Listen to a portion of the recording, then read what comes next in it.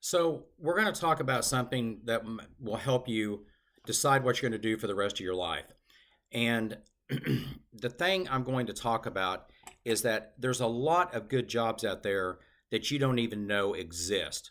And so, one of the ways to look is to go to the Fortune 500. It's just FORTUNE 500, Fortune 500, and you can scroll through the companies and you'll see which ones are number one and which ones are number two through 500. Okay, does that sound like a lot to do? Yes, it does. And you're going to see some companies like Walmart, which is number one, and there's a place to go work. And I know that one guy was there was two managers at a super Walmart, and he was one of them, and he was pulling down almost $200,000 a year. So there's a goal. Now, some of those goals are going to require you to maybe have a college education, a degree, which I always think is a fantastic thing. I call it the golden ticket, where you get one from anthropology through zoology. It doesn't matter that you have a degree.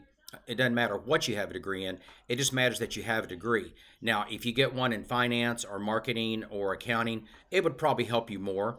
But I'm not that guy. I got a degree in business management with a minor in business administration. Okay. So, what some of these jobs do, and I'll give you, this is what I want you to head for, is some of these jobs as you can get are in sales. A lot of them are in sales. And so, depending on what you like to do or what you can do, is the first thing that I talk to people about careers. I talk to a lot of young people, what are you doing? And I talked to a girl today, and she was in her first year of college. And I said, what are you going to do? She goes, I don't know. She goes, I'm just getting my basics out of the way. So this is what I tell people is I think what your opportunities are is if you're great in mathematics, become a mechanical engineer. HVAC is air conditioning, heating, ventilation, and air conditioning. That's what HVAC stands for. So a mechanical engineer draws up everything, and then it's like a blueprint. Pardon me. And then the installers follow it, and they also have to follow up with the architect about codes and things like that. But you can pull in a lot of money, and if you can become any kind of an engineer, a mechanical engineer, an electrical engineer, or something like that. And I'll give you another one. Now, mechanical engineering is if you're fantastic in mathematics. Okay, so my son went through high school all the way in calculus and got straight A's. His class was the highest there was. Not a brag, just stating fact. So he went immediately into college, a big university, and got his mechanical engineering degree. And he graduated in May, and he had a job in April waiting for him. So I've talked to other people in different industries. They hire engineers all day long. Engineers are needed everywhere. Now, the second one is if you're good in science. You could become a chemical engineer or you could become a chemist. So everything we touch and do is designed by a mechanical engineer because they've got to know the stresses, the possibilities, and what you need to make it work. A chemical engineer or a chemist is going to make the foods we eat, make crops grow more. It's going to have different ideas of what you can do. Like I always like the example of Truvia, which is from the stevia plant, which is an artificial sweetener. A chemist figured that out. So these jobs with engineering degrees are fantastic. So either you like mathematics and you're very good at it, or you like science and you're very good at it, then I would go an engineer. That's the way I would go for that. Now, I was neither one of those things. I didn't really like either one, but I do have a gift of talking to people, understanding, and explaining to them what to do. So I'm going to guide you into sales.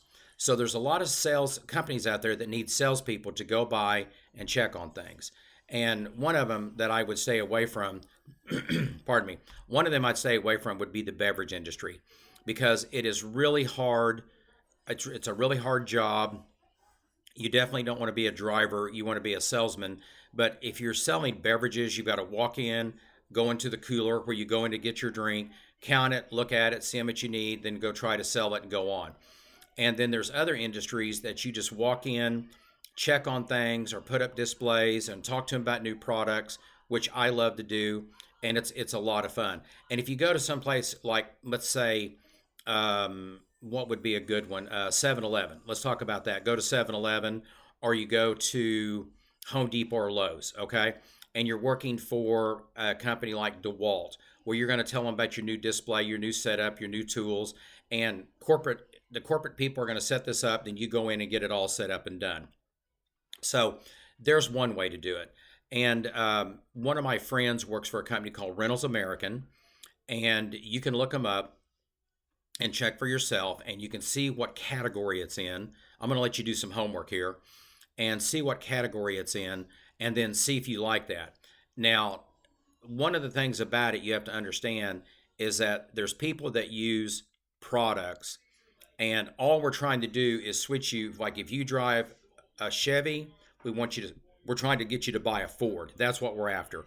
So if you find a product you might not be great with, then you just go, okay, I'm just here to try to help people make a choice, and that's all you're doing. So one of the reasons that I'm going with these big companies is because, first off, Reynolds American will offer you $65,000 a year to start, and they offer you 3 weeks of vacation for the first 5 years. And you get 11 paid holidays, 2 of them which you get to pick your own whatever holiday you want. And sometimes they give you half days off before Memorial Day and Labor Day. They have great medical, fantastic. It's got, you can sign up for dental, vision, whatever you want to do. Then they have a company car. They pay all the gas, all the insurance, all the repairs. You can drive it anywhere in the United States that you want to.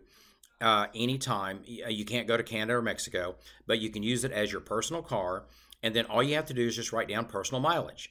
So like usually during the week I'm not doing any personal mileage, and then on Friday I just hit the trip odometer and put it back to 0. Then on Monday I see what I'm going to do and I log it in, and that's it. Now some of the other perks is the 401k. So the 401k is 6%. So you put in 6% of yours, and say on 65,000, that would probably be about $4,000 that's taken out before taxes, which is fantastic. So you take it out before taxes, so you're not taxed on it, and then Reynolds would match 6%. So you put in say 4,500, they put in 4,500. That's $9,000 a year.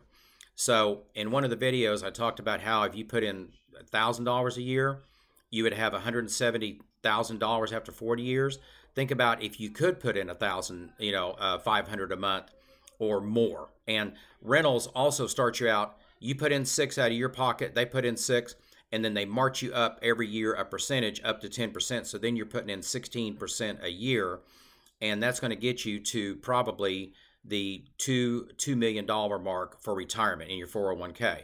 And then you'll have, at this time, you can take out $94,300, and the percentage is 12% taxes for the feds, 5% taxes where I live for the state, and some states don't have state income tax, like Florida and Texas, I know those two, and you're good to go.